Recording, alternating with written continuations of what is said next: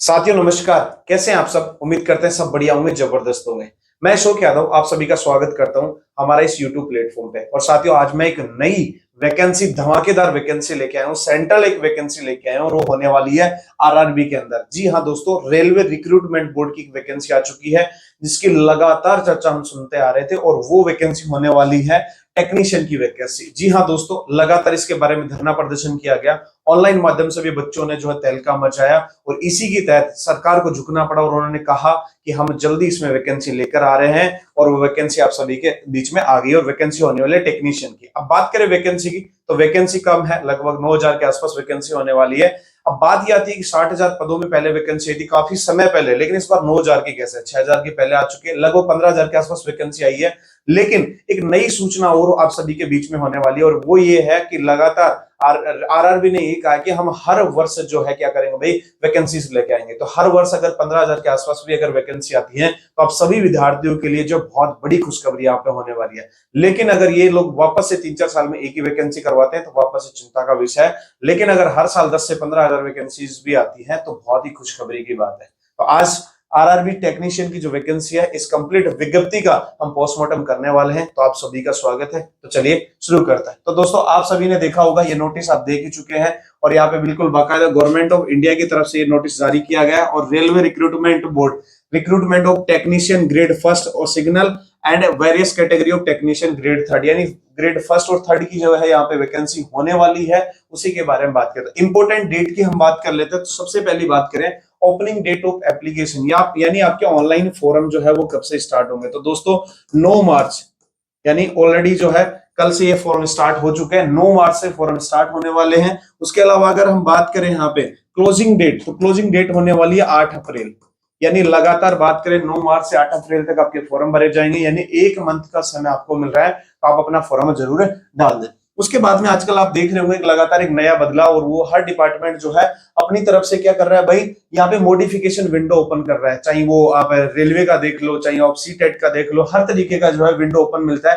यानी बाद में बच्चों को समस्या आती है कि वो उनके अगर सर्टिफिकेट की बात कर ले या फिर ऑनलाइन एप्लीकेशन में किसी प्रकार कोई समस्या रही तो उसको सुधार करना चाहे, तो उसकी डेट है यहाँ पे 9 अप्रैल से 18 अप्रैल। दोस्तों 9 अप्रैल से 18 अप्रैल, यानी आप जो है लगातार 9 दिन तक क्या कर सकते हैं, अपना फॉर्म मॉडिफाई कर सकते हैं, यानी उसको बदलाव कर सकते हैं जो आपसे गलती हुई है। अब यहाँ पे देख लेते हैं पोस्टों का वर्गीकरण एक बार, पोस्टें कौन कौन सी होने वाली है। तो पोस्टों की बात करें, सबसे पहले टेक्नीशियन ग्रेड फर्स्ट सिग्नल की बात करें, इसका पे लेवल जो है लेवल 5 रहने वाला है। यहाँ पे इनिशियल पे 29,200, यानी इनिशियल स्टार्टिंग पे जो है ये। मेडिकल बैंड यहाँ पे स्टैंडर्ड जो है B1 दिया गया है। एज की अगर बात करें तो 18 से 36 ईयर। जी हाँ दोस्तों, 18 से 36 साल यहाँ पे दिया गया है। पहले 18 से 33 होता था, लेकिन 3 साल कोरोना की वजह से जो है हर एक सेंट्रल की जो भी वैकेंसी उसमें छूट यहाँ पे दी जाती है। तो 18 से 36 है।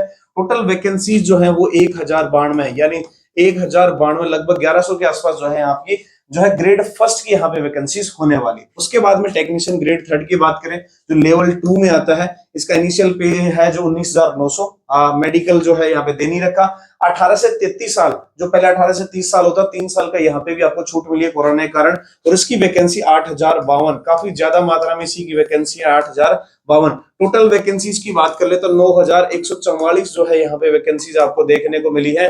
जो कुल वैकेंसी है आरआरबी टेक्नीशियन के पदों पर 9,144। जी हाँ दोस्तों, काफी अच्छी वैकेंसीज यहाँ पे होने वाली है। अब उसके बाद में हम बात कर लेते हैं कुछ इंपोर्टेंट इंस्ट्रक्शन की, जिसमें सबसे पहला आप यहाँ पे देखेंगे तो यहाँ पे हाईलाइट किया गया है कि इससे पहले क्या होता था कि यदि आप फाइनल ईयर में हैं, अगर मान लो कोई ग्रेजुएशन की वैकेंसी है या आप 12th पास किए तो 12th में है और आपने एग्जाम दिया है या देने वाले हैं, तो आप जो है फॉर्म फिल कर सकते हैं। लेकिन इस बार ऐसा नहीं है। इन्होंने कहा कि candidate waiting for final result for of prescribed educational technical qualification are not eligible to apply. यानी आप अगर फाइनल ईयर के विद्यार्थी हैं या 12th के विद्यार्थी हैं तो आप यहाँ पे फॉर्म में नहीं भर सकते। जी हाँ दोस्तों, आपके हाथ में अगर मार्कशीट है संबंधित क्वालिफिकेशन की, फाइनल ईयर की या 12th की, तो ही आप फॉर्म भर सकते हैं, अदरवाइज फॉर्म में नहीं भर सकते। तो यहाँ पे इस बार जो है इंपोर्टेंट इंस्ट्रक्शन में दे दिए गए ऑलरेडी पहले से, ठीक है। उसके बाद में अगर बात करें यहाँ पे सिलेक्शन ऑफ आरआरबी प्रेफरेंस की बात करें, तो काफी सारे बच्चे क्वेश्चन पूछते हैं कि आरआरबी हम कौन कौन सा जोन चूज कर सकते हैं, कितने जोन चूज कर सकते हैं। तो उसके बारे में यहाँ पे दिया गया है कि candidate can choose only 1 RRB. जी हाँ दोस्तों, यानी एक पोस्ट के लिए सिर्फ और सिर्फ आप एक ही आरआरबी या एक ही जोन जो है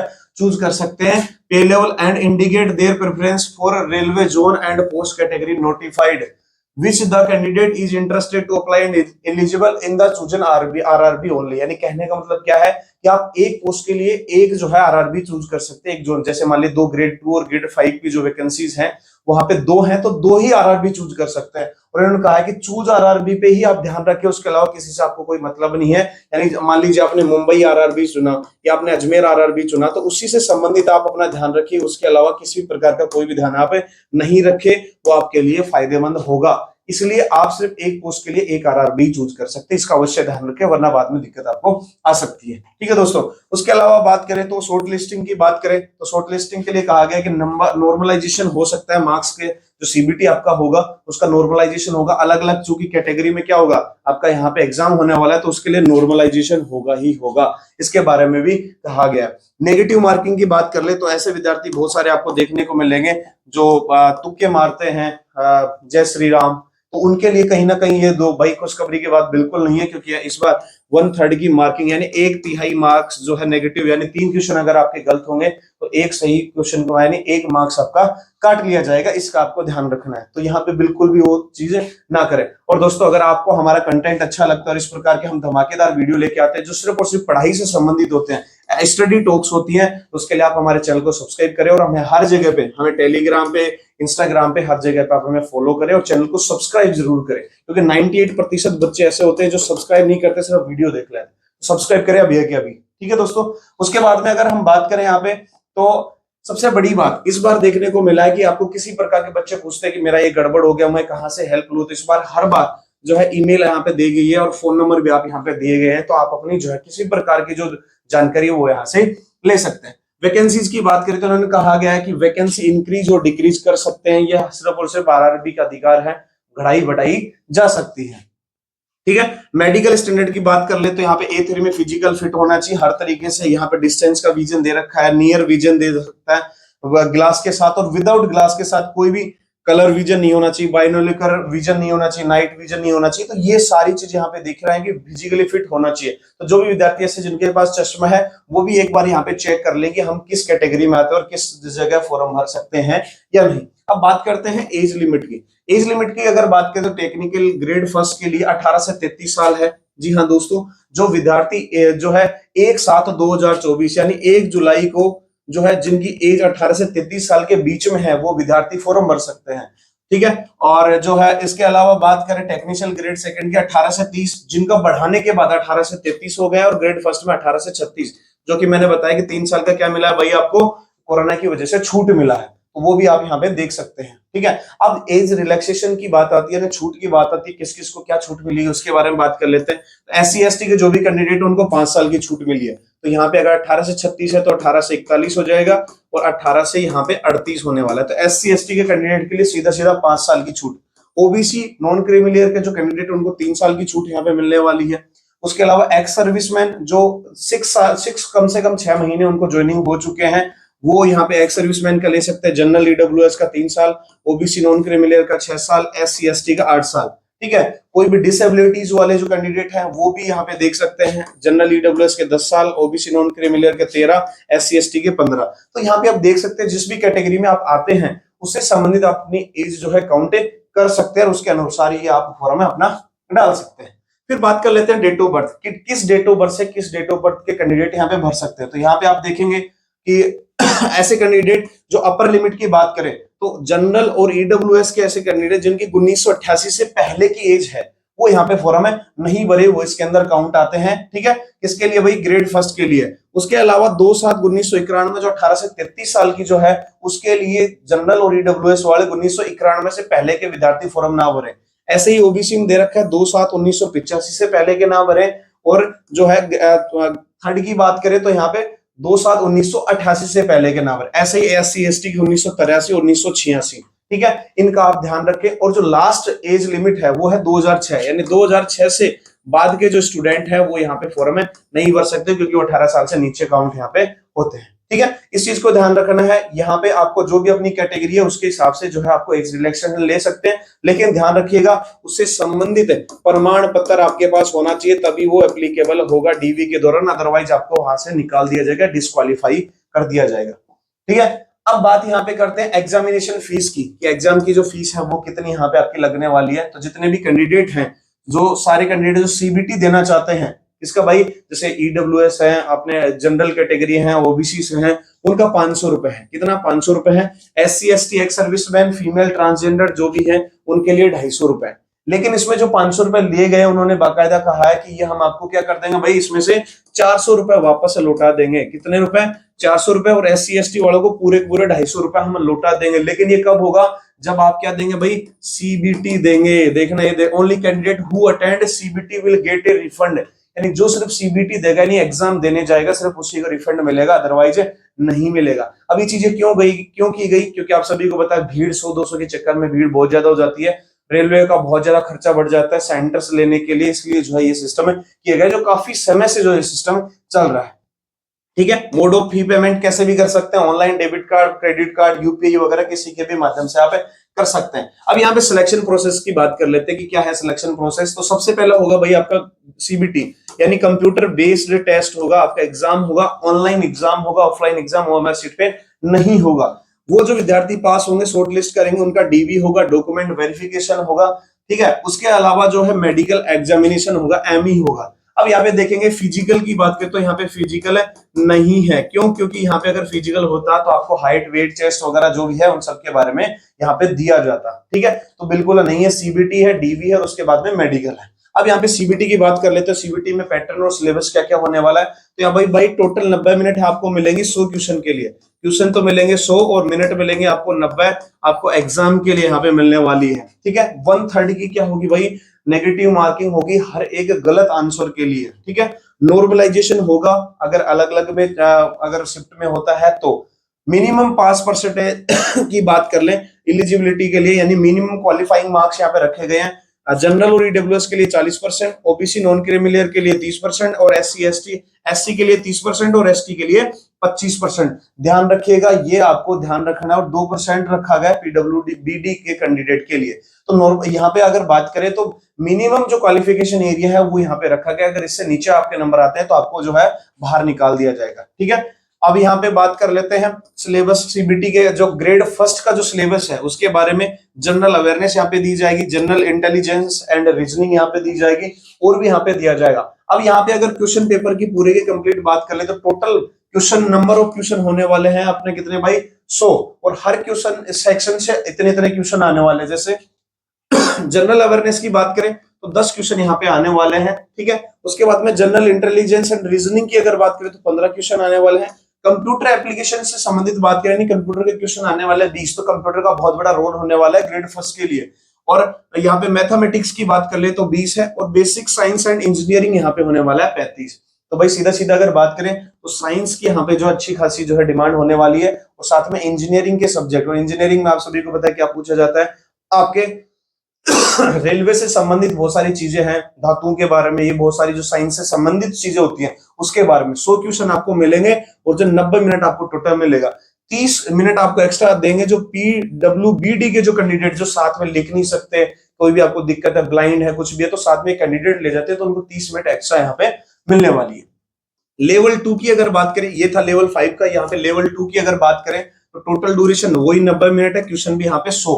1/3 की आपकी नेगेटिव मार्किंग है, नॉर्मलाइजेशन होगा, आपको वो सेम ही आपको एलिजिबिलिटी एरिया रखा गया है, मिनिमम जो आपको क्वालिफाइंग मार्क्स यहाँ पे लेने ही होंगे। इसके सिलेबस की बात करें तो सिलेबस ऑलमोस्ट सेम सा है, कुछ थोड़ी थोड़ी चीजें हो चेंज हुई है। और आपके जो क्वेश्चन पेपर में जो मार्क्स का जो क्राइटेरिया है वो भी यहाँ पे चेंज हो गया। यहाँ पे पूरा कंप्यूटर को खत्म कर दिया गया। देखेंगे आप मैथमेटिक्स में जो पहले क्वेश्चन थे वो बढ़ा के 25 कर दिए गए, जनरल इंटेलिजेंस एंड रीजनिंग में 25 हो गए, और जनरल साइंस में देखेंगे जो जहां पे पहले 35 थे वहां पे अब 40 क्वेश्चन हो गए। ठीक है। जनरल अवेयरनेस में 10 हो गए। और यहाँ पे देखेंगे आप कंप्यूटर यहाँ पे कहीं पे भी नहीं है, यानी कंप्यूटर का जो कंप्लीट पार्ट है वो क्या कर दिया गया भाई, यहाँ से हटा दिया गया है कंप्लीट। 90 मिनट का आपका क्वेश्चन पेपर होने वाला है जो आपको कंप्लीट करना है। 100 क्वेश्चन होंगे, 90 मिनट में आपको कंप्लीट करने हैं क्वालिफाइंग मार्क्स के साथ। और अगर उसके बाद आप अगर शॉर्टलिस्ट हो जाते हैं तो फिर आपको डीवी के लिए बुलाया जाएगा। डीवी में जो भी आपके डॉक्यूमेंट्स वगैरह है वो सब होंगे। उसके अलावा बताया गया है कि अगर एक ही सीट पे 2 सेम कैंडिडेट, यानी आपके क्वेश्चन अगर बात करें आपका जो मार्क्स है सेम अगर आ गए तो वहां पे सिलेक्शन किसका होगा, तो mention post shall be determined by the age criteria who the older candidate, यानी जो बूढ़ा आदमी होगा, यानी आपसे जो क्या होगा, एज में ज्यादा होगा, उसको वो पोस्ट दी जाएगी। हाउ टू अप्लाई के लिए बता रखा है, ऑफिशियल वेबसाइट पे आप जाएंगे, सारी चीज वहां पे दिखेंगी, आपको अप्लाई करना है। फोटोग्राफ वगैरह अच्छे तरीके से लगाना है, ध्यान रखिएगा फोटोग्राफ का एरिया जो क्राइटेरिया वो बढ़ा दिया गया है, अच्छी अच्छी चीजें दी गई है, तो उसका ध्यान रखें, वरना आपका फॉर्म रिजेक्ट हो सकता है। ठीक है, उसके बाद में जितने भी आरआरबी हैं उनकी ऑफिशियली वेबसाइट है, तो जिस भी आरआरबी से आप लगाए उसकी ऑफिशियल वेबसाइट पे आप लगातार विजिट करते रहें, ताकि आपको जो है यहाँ पे सूचनाएं मिलती रहे। यहाँ पे लिखा गया है कि जब तक आपका सिलेक्शन नहीं हो जाता तब तक क्या करें भैया, कंसर्न आरआरबी ऑफिशियल वेबसाइट पे भी रहे, और जो भी आपके यहाँ पे दिए गए उनके ऊपर भी जो है ध्यान रखें। अब यहाँ पे बात आती है एजुकेशन क्वालिफिकेशन की। एजुकेशन क्वालिफिकेशन यहाँ पे क्या होने वाली है, तो यहाँ पे ग्रेड फर्स्ट सिग्नल की बात करें तो यहाँ पे दिया गया है भाई क्या, bachelor of science in physics electronic कंप्यूटरिकेशन कंप्यूटर साइंस इंफॉर्मेशन टेक्नोलॉजी, यानी आपने बैचलर किया हो 3 साल का वो हो सकता है, या फिर 3 ईयर का कोई भी डिप्लोमा होना चाहिए आपके पास, इंजीनियरिंग में होना चाहिए डिप्लोमा।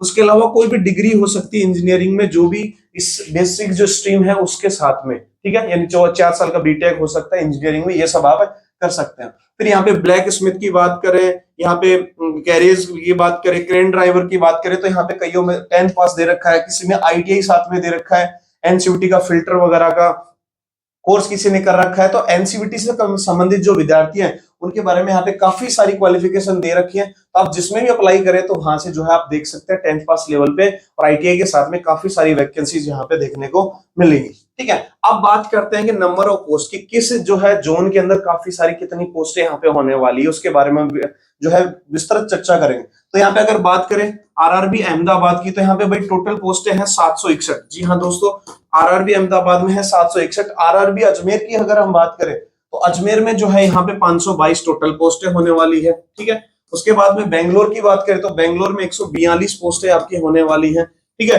अब ध्यान रखिएगा, आप मोस्टली बच्चे ऐसा करते हैं कि जिसके टोटल नंबर ऑफ पोस्ट ज्यादा होती है वहीं अप्लाई करते हैं, लेकिन कई बार ऐसा होता है कि आपकी कैटेगरी में वहां पे पोस्ट कम होती है। तो सबसे पहले ये देखिए आपकी कैटेगरी में पोस्ट कहाँ ज्यादा है, उसके अनुसार ही जो है आप अप्लाई करें, इस चीज का ध्यान रखें। आरआरबी भोपाल की अगर बात करें तो वहां पे भी काफी सारी पोस्ट है, तो डिटेल में आप देख ले, सारी चीजें जो है आपको विस्तृत नोटिफिकेशन में आपको मिलने वाली है। विभिन्न प्रकार के जो है आपको ये सर्टिफिकेट आपको बनवाने होंगे, जैसे इकोनॉमिकल बैकवर्ड क्लास का जो आपको सर्टिफिकेट चाहिए अथॉरिटी के साथ में, तो यहाँ पे उसका परफॉर्मा दे रखा है, आपको डिक्लेरेशन जो है इसका दे रखा है। उसके अलावा जो है आप देखेंगे मेडिकल अथॉरिटी का जो है ये आपको जो है अपने पास के जिला अस्पताल से बनवाना होता है। ठीक है, तो इस प्रकार से बहुत सारी चीजें आपको यहाँ पे दे रखी है। ठीक है, तो इन सभी की पालना करें और लगातार तरीके से जो है अच्छे तरीके से सारे नोटिफिकेशन को पढ़कर उसके बाद ही जो अपना फॉर्म अप्लाई करें। ठीक है दोस्तों, तो ये थी जबरदस्त चीजें, और आप चाहते हैं कि इसकी तैयारी कैसे करें, इसके डिटेल वीडियो हम लेके आए कि इसके सिलेबस के बारे में, कहां से बुक कौन सी खरीदें, इन सबके बारे में भी अगर आप जानकारी चाहते हैं तो कमेंट बॉक्स में कमेंट करना ना भूलें। उम्मीद करता हूं दोस्तों वीडियो आपको पसंद आया होगा। वीडियो अगर पसंद आए तो लाइक करें और दोस्तों के साथ इसको शेयर ज्यादा से ज्यादा करें, और चैनल को सब्सक्राइब करके अपना प्यार जरूर बांटें। आज के लिए इतना ही दोस्तों, मैं मिलूंगा जल्दी आपसे नई वीडियो के साथ, तब तक के लिए जय हिंद जय भारत।